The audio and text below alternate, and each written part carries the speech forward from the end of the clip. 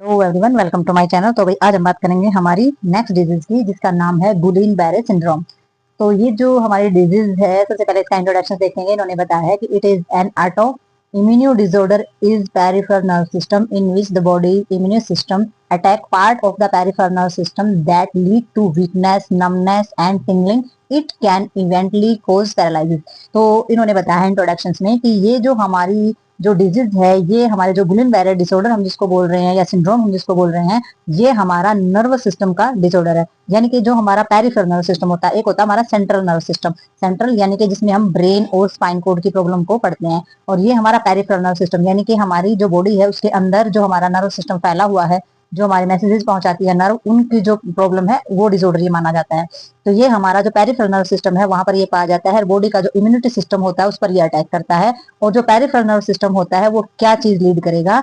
वो करेगा वीकनेस यानी कि कमजोरी, नमनेस यानी कि सुन हो जाते हैं हमारे हाथ पैर, टिंगलिंग जैसी, जैसे कांटे वगैरह से चुभते हैं, और जो इवेंटली कोज पैरालिसिस। तो इसमें हो सकता है कभी कभार ऐसे भी केस आते हैं, ये हमारा पैरालाइज का कारण भी बन सकता है, जैसे कि लकवा वगैरह लग जाना।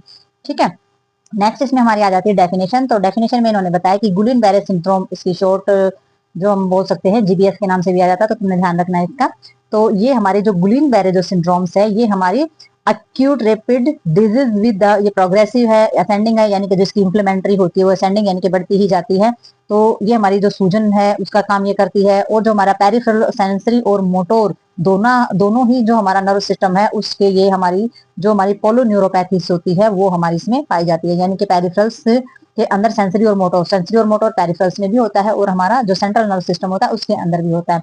ठीक है। तो ये हमारी न्यूरोपैथी जो होती है वो इसके अंदर पाई जाती है। न्यूरो यानी कि नर्व सिस्टम का जो काम करने का तरीका होता है, जो अबनॉर्मलिटी इसके अंदर आ जाती है हमारे नर्व सिस्टम के अंदर। ठीक है। तो नेक्स्ट हमारा इसमें आ जाती है इटियोलॉजी। तो इटियोलॉजी जो है वो इसमें रीजन जो इसमें हमारे आते हैं, हमारे अननोन रीजन भी इसके अंदर हो सकते हैं। ठीक है। गैस्ट्रो इंटेस्टाइन इन्फेक्शन भी हो सकता है, एचआईवी वायरस की वजह से भी हो सकता है, यूआरआई यानी कि अपर रेस्पिरेटरी इन्फेक्शन जो होता है हमारा, वो भी इसका रीजन बन सकता है। और माइकोप्लाज्मा निमोनिया जो होता है वो भी हमारा इसके अंदर हो सकता है। तो निमोनिया का तो आपको पता ही है, रेस्पिरेटरी ट्रैक्ट यानी कि लंग्स के अंदर में कुछ बहुत सारी चीजें हमारी हो जाती है निमोनिया के अंदर, ऑब्स्ट्रक्शन हो जाते हैं एयरवे के अंदर, तो वो सारी चीजें इसके अंदर रहती है, ये हम देखते हैं एटियोलॉजी के अंदर। तो नेक्स्ट हमारे इसके अंदर आ जाता है क्लिनिकल मैनिफेस्टेशंस। तो क्लिनिकल मैनिफेस्टेशंस के अंदर हम इसमें देखेंगे कि भाई वीकनेस देखेंगे, सबसे पहले कमजोरी आ जाती है, पैरेस्थीसिया हो जाता है। ठीक है। और इसमें हाइफ्लैक्सिया, areflexia, ascending weakness, difficulty of talking, chewing gum, और जो हमारी स्वेलो करने की due to cranial nerve involvement, और डायस्किनिया, और हमारा कार्डिक जो हमारा डेप्लेगिया जो होता है, और जो हमारा प्यूपिल जो होती हैं उनकी डिस्टर्बेंस। तो इसमें कमजोरी तो होती है। और पैरेस्थीसिया में हमारी जो अबनॉर्मल तरीका होता है मूवमेंट्स का वो आ जाता है, और रिफ्लेक्शन बहुत ज्यादा मात्रा में कम हो जाना, या जो रिफ्लेक्शन है वो होना ही ना, यानी कि जो प्रतिक्रिया होनी होती है उसकी बिल्कुल एब्सेंस हो जाती है। एयरफ्लेक्सिया के अंदर कमजोरी जो है वो ज्यादा बढ़ती जाती है हमारी। ठीक है। और डायस्केनिया के अंदर, स्किन के अंदर जो हमारा जो मांसपेशियां पाई जाती है उसमें अबनॉर्मलिटी हो जाती है, यानी कि स्किन जो है वो अनकंट्रोलेबल मूवमेंट करना स्टार्ट कर देती है, इसको डायस्केनिया बोलते हैं। ठीक है। और जो हमारा क्वाड्रिप्लेगिया होता है, ये हमारा जैसे चतुर्भुज आघात, यानी कि चारों तरफ से होने वाली जो चोट लगना या डैमेज होना चीजों को, तो इसमें हमारा क्वाड्रिप्लेगिया इसको हम बोल देते हैं। प्यूपिल यानी कि आंख के अंदर पाए जाने वाला जो प्यूपिल एरिया होता है उसके अंदर भी हमारे डिस्टर्बेंस आ जाती है। ठीक है। और डिफिकल्टी होती है हमारी, बोलने में डिफिकल्टी होगी, खाने को चबाने में डिफिकल्टी होगी, खाने को निगलने में डिफिकल्टी होगी हमारी। किसके चलते? टर्नल नर्व की जो इन्वॉल्वमेंट होती है उसके चलते हमें इन चीजों में जो है दिक्कत आनी स्टार्ट हो जाएगी। इसकी जो इन्वॉल्वमेंट है वो हमारी इसमें दिक्कत करेगी। तो डिफिकल्टी यानी कि हमें मुश्किल होनी स्टार्ट हो जाती है, ना बोला जाएगा, ना खाना निगला जाएगा, ना चबाया जाएगा। तो ये सारी प्रॉब्लम हमारी क्रिएट हो जाती है। नेक्स्ट हमारी इसके अंदर आ जाती है डायग्नोस्टिक एवोल्यूशन। तो डायग्नोस्टिक एवोल्यूशन में हमारी सबसे पहले आ जाती है हिस्ट्री कलेक्शन। ठीक है। तो हिस्ट्री कलेक्शन तो लेना ही होता है, हिस्ट्री के बगैर तुम्हें पता ही नहीं चलेगा कि बाद पहले जो है क्या खाया है, कौन से ड्रग्स लिए हैं, क्या प्रॉब्लम रही है, क्या इन्फेक्शन हुआ है जिसकी वजह से सारी की सारी प्रॉब्लम क्रिएट हुई है। सीएसएफ एग्जामिनेशन आ जाता है हमारा, जो हमारा कैरनल जो हमारा फ्लूड होता है, सेरिब्रल स्पाइनल फ्लूइड हम जिसको बोलते हैं, तो वो हमारा ज्यादा बढ़ जाएगा, उसके अंदर प्रोटीन बहुत ज्यादा मात्रा में बढ़ जाता है। तो सीएसएफ का जब एग्जामिनेशन करेंगे तो उसमें प्रोटीन की मात्रा अगर बढ़ जाती है तो ये भी हमने देखनी है। फिजिकल एग्जामिनेशन होता है, उसमें हमारी सारी चीजें पता चल जाती हैं। और इलेक्ट्रो फिजियोलॉजिकल स्टडीज की जाती है। इलेक्ट्रोफिजियोलॉजिकल यानी कि हमारे शरीर में पाए जाने वाला जितना भी इलेक्ट्रिक बैलेंस है उसके बारे में पढ़ा जाता है, अध्ययन किया जाता है। ठीक है। तो ये सारी की सारी चीजें हमने इसके अंदर देखनी है। अब हम देखेंगे इसमें नेक्स्ट इसकी मैनेजमेंट। अब हम देखते हैं इसकी मैनेजमेंट। तो मैनेजमेंट के अंदर सबसे पहले दी गई है सुपरेटिव केयर। ठीक है। तो सपोर्टिव केयर, जो सुपरेटिव केयर इसके अंदर अब हम देखेंगे, इसमें मैनेजमेंट देखेंगे सबसे पहले हम। तो मैनेजमेंट में इन्होंने दिया गया सपोर्टिव केयर दी गई है, यानी कि सपोर्ट आपने जरूर करना है, ये केयर आपने जरूर करनी है। दूसरी इसमें प्रिवेंशन बताया है करना इन्फेक्शन का। तो सबसे पहले जरूरत है कि प्रिवेंशन तो करना ही पड़ेगा इन्फेक्शन का, नहीं तो इन्फेक्शन जो है ज्यादा फैलता चला जाएगा। ठीक है, नेक्स्ट इन्होंने हाई डोज हमारी इम्यूनोग्लोबिन थेरेपी जो है वो यूज की जाएगी, reduce the severity of the episodes. तो जो हमारी सीवियरिटी है, जो हमारी प्रॉब्लम जो है बढ़ती जा रही है, तो उसमें जो उसको रिड्यूस करने के लिए जो इमोग्लोबिन थेरेपी होती है उसकी हाई डोज जो है वो दिए जाते हैं, और इसलिए उसकी केयर की जाती है और प्रिवेंशन की जाती है हमारी जो कि सीवियरिटी है उससे।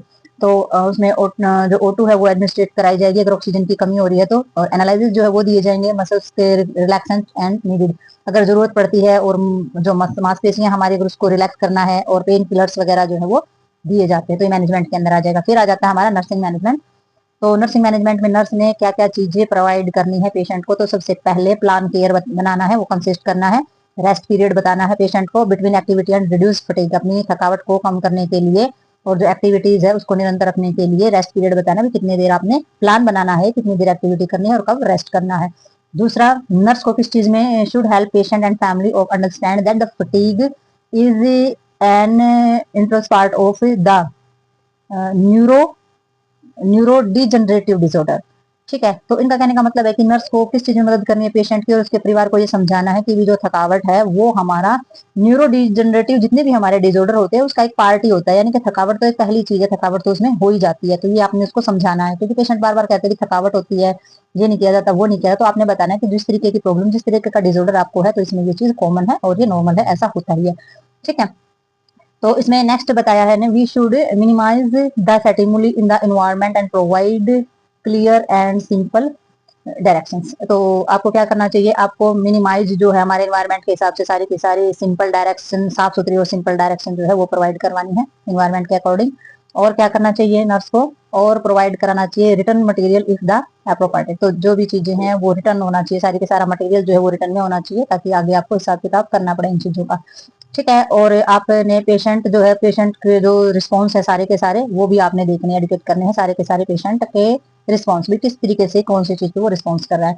आपने नॉलेज जो है वो प्रोवाइड करनी है पेशेंट को अबाउट डिजीज, बीमारी के बारे में, बीमारी की कंडीशन के बारे में, पेशेंट और उसके जो परिवार के जितने भी मेंबर हैं, कॉपिंग ability and the decrease anxiety. तो उसमें क्या करेंगे आप, उसकी सारी की सारी एबिलिटीज के बारे में, और जो उसकी एंजाइटी है वो भी उसकी क्या करेंगे डिस्क्रीज करने के लिए, यानी कि उसकी एंजाइटी बेचैनी खत्म करने के लिए और एबिलिटी को बढ़ाने के लिए आप सारा का सारी जो नॉलेज है, ज्ञान है बीमारी को लेकर के, उसकी प्रॉब्लम्स को लेकर के पेशेंट और उसके परिवार को सारी की सारी नॉलेज वो प्रोवाइड कर सकते हैं, ताकि उनकी चिंता कम हो जाए।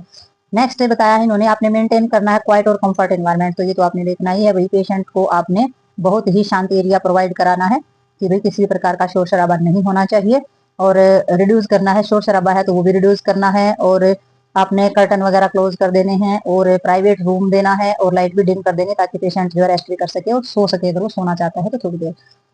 ठीक है, तो इसमें जो पेशेंट है उसकी जो मसल्स हैं एसेस करना है आपने, इसकी कमजोरी, इसकी स्ट्रेंथ क्या है। ठीक है, कोऑर्डिनेशन से और बैलेंस कैसा, वो किस तरीके से कोऑर्डिनेट कर रहा है चीजों को, किस तरीके से बैलेंस बना रहा है, वो कमजोर है या फिर उसके अंदर स्ट्रेंथ है, तो ये सारी चीजें करेंगे। एसेस करना आपने मोबिलिटी की डिग्री भी आपने एसेस करनी भी, किस तरीके से मूवमेंट और किस तरीके से पेशेंट कर रहा है, वो भी सारी चीजें आप देखेंगे।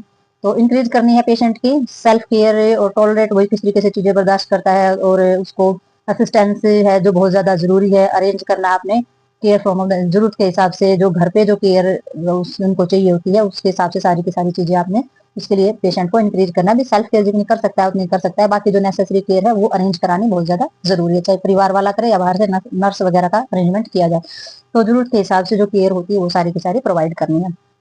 नेक्स्ट आपने प्रोवाइड कराना है पेशेंट को पोजिशन जो है अवॉइड करनी है। तो इसमें provide position to avoid skin tissues pressure damage term at the regular intervals. तो इस तरीके की पोजीशन को अवॉइड करना है जिसमें स्किन टिश्यूज पे ज्यादा प्रेशर आकर के वो डैमेज हो सके, तो इस चीज का रखना है ध्यान।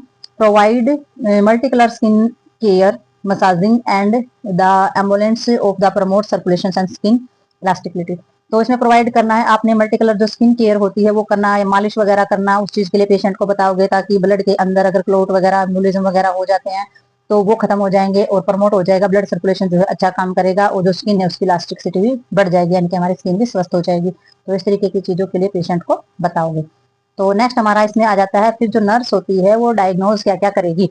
तो डायग्नोस्टिक सिस्टम के अंदर आप कौन कौन सी चीजें इंक्लूड करेंगे, तो इसमें सबसे पहले फिजिकल मोबिलिटी से रिलेटेड हमारा डायस्कीनिया और पैरालिसिस, ये दोनों चीजें तो हमें पता चली गई हैं कि स्किन की जो मूवमेंट्स है, अनकंट्रोलेबल मूवमेंट्स है, या फिर पैरालाइज लकवा वगैरह हो गया है, ठीक है, तो वो सारी की सारी जो फिजिकल जो कमियां है मोबिलिटी की, उससे रिलेटेड सारी की सारी जानकारी आपने लेनी है। इम्बैलेंस न्यूट्रिशन के बारे में आपने सारी जानकारी लेनी है, जो बॉडी की रिक्वायरमेंट के हिसाब से कम पड़ता है या उससे रिलेटेड या डिफिकल्टी होती है खाने को चबाने में, निगलने में, ठीक है, और कैर्नल जो हमारी नर्व है उसके इन्वॉल्वमेंट में, तो ये भी सारे के सारे डायग्नोसिस सिस्टम के अंदर आपने देखना है। और आपने जो वर्बल कम्युनिकेशन से रिलेटेड जो डिफिकल्टी है उसकी उसमें जो कमी आ जाती है वो भी देखेंगे। Speech due to cranial nerve involvement, cranial nerve की इन्वॉल्वमेंट जहां पर होती है उसकी वजह से अगर बात करने में, किसी के साथ कम्युनिकेट करने में अगर प्रॉब्लम आ रही है या कमी महसूस हो रही है, तो वो चीजें भी आपने डायग्नोज करनी है।